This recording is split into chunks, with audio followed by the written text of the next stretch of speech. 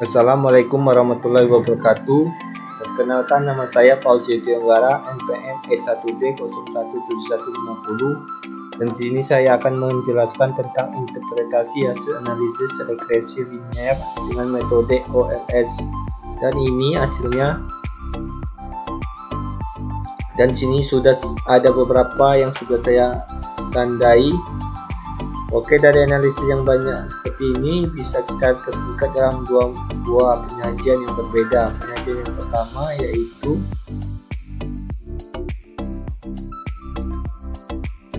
dalam bentuk persamaan, yaitu persamaan regresi linier berganda. Untuk analisis kali ini berbentuk seperti ini,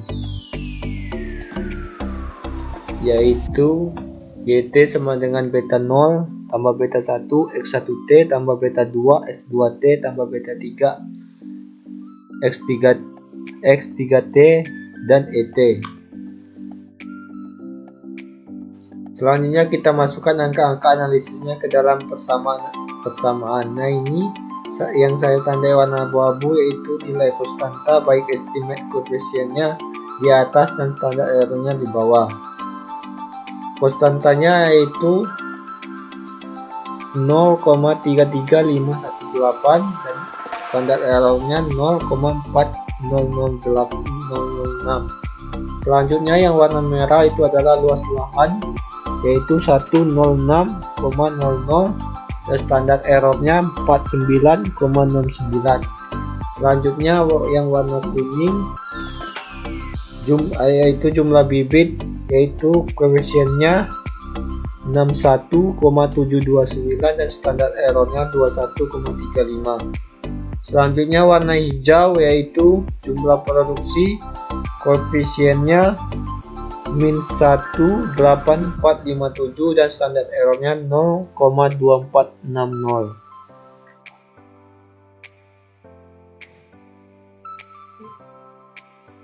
Dan inilah bentuk penyajian persamaan model.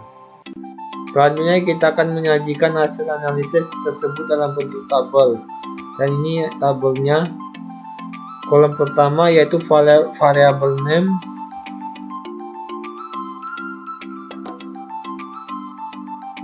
berisikan nama-nama variabel yang telah kita analisis, dan pada kolom ini berisi variabel-variabel independennya saja, seperti konstanta, luas lahan, jumlah bibit, jumlah produksi, dan ada R-square dan F-hitung.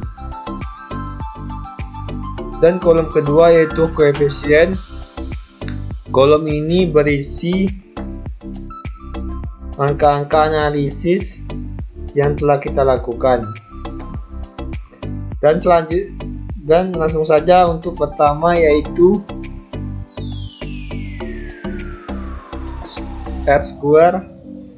Nilai R-square kita gunakan sebagai indikator ketepatan model. Maksudnya adalah nilai R-square kita gunakan untuk mengetahui seberapa tepat model yang kita gunakan untuk menjelaskan hubungan dengan antara variabel independen dan dependennya.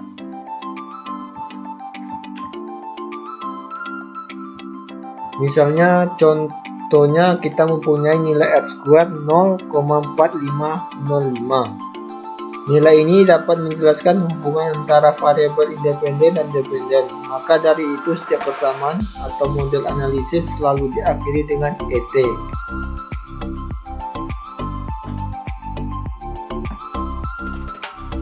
Di sini gunanya ET sebagai simbol bahwa persamaan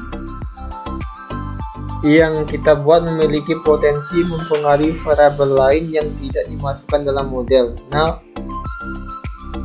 variabel yang dimasukkan dalam model yaitu X1, X2, X3.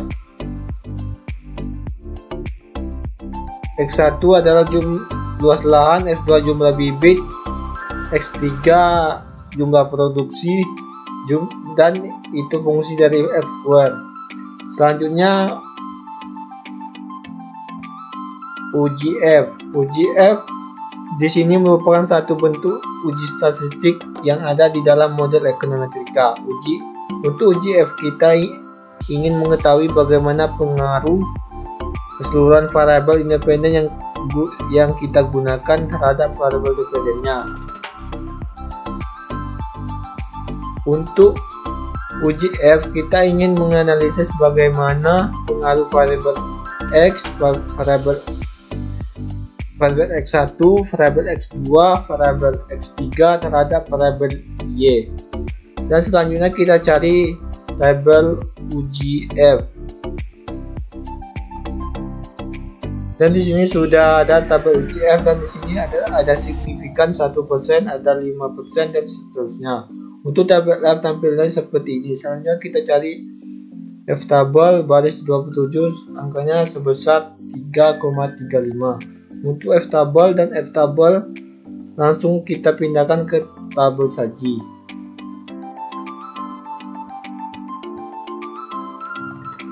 Selanjutnya uji F berdasarkan nilai yang kita miliki tadi. Di sini kita memiliki F hitung sebesar 7,104 dibandingkan F tabel 5% sebesar 2,056, maka dapat hasil pengujian yaitu F hitung lebih besar daripada F tabel sehingga tolak H0 diterima A1. Artinya ketika tabel dependen bersama-sama mempengaruhi variabel dependen, dan kita masukkan ke tabel sebesar 2,056. Dan sekarang kita akan bandingkan nilai T hitung dari variabel luas lahan dengan T tabel 5%, dan kita masukkan. Dan sekarang kita bandingkan nilai T hitung dari variabel luas lahan dengan T tabel 5%.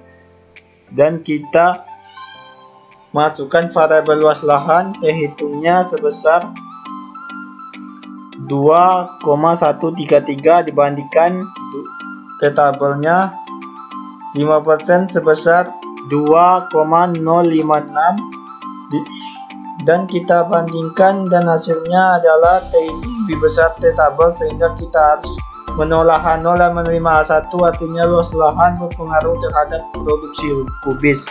Dan selanjutnya seberapa pengaruh variabel independen tersebut terhadap variabel dependennya. Nilai yang digunakan adalah nilai koefisien regresi adalah 49,69 kilogram. Artinya variabel luas lahan berpengaruh terhadap jumlah produksi kubis. Selanjutnya jumlah bibit, nilai T hitungnya adalah 2,891 dibandingkan 2,056, sehingga tolak H0 terima A1. Disimpulkan variabel jumlah bibit berpengaruh terhadap produksi kubis, dan nilai koefisien regresi jumlah bibitnya adalah 21,35 kg. Artinya variabel jumlah bibit tidak berpengaruh terhadap jumlah produksi kubis. Dan selanjutnya jumlah produksi, yaitu T hitungnya sebesar min 0,7504 dibandingkan T tabel 2,056, dan nilai T hitung lebih kecil dari T tabel sehingga terima H0 tolak A1. Disimpulkan variabel jumlah produksi tidak berpengaruh terhadap produksi kubis, dan nilai koefisien regresi jumlah produksi adalah tidak berpengaruh, adalah sebesar 0,2460. Artinya variabel jumlah produksi tidak berpengaruh terhadap jumlah produksi kubis. Dan selanjutnya kita akan sajikan analisis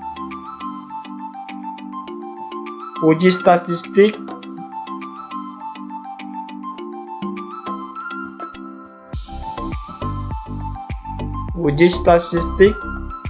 yang telah kita lakukan, terutama untuk hasil uji T-nya. Jadi hasil uji T-nya, dan jadi interpretasinya kita buat seperti ini: luas lahan, dan dari hasil uji T yang dilakukan diketahui bahwa nilai uji T terhitung lebih besar daripada nilai T-tabel, sehingga variabel luas lahan berpengaruh terhadap jumlah produksi kubis.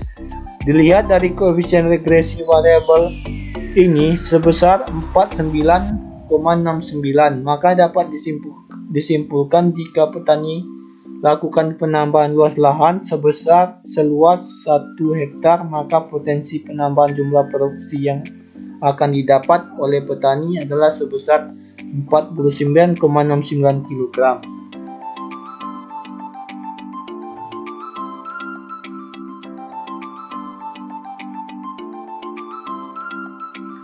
Dan selanjutnya kita harus menyajikan hasil penelitian terdahulu yang mendukung hasil penelitian yang dilakukan tersebut. Dan di sini hasil analisis teman-teman menunjukkan bahwa luas lahan berpengaruh terhadap jumlah produksi kubis. Dan selanjutnya juga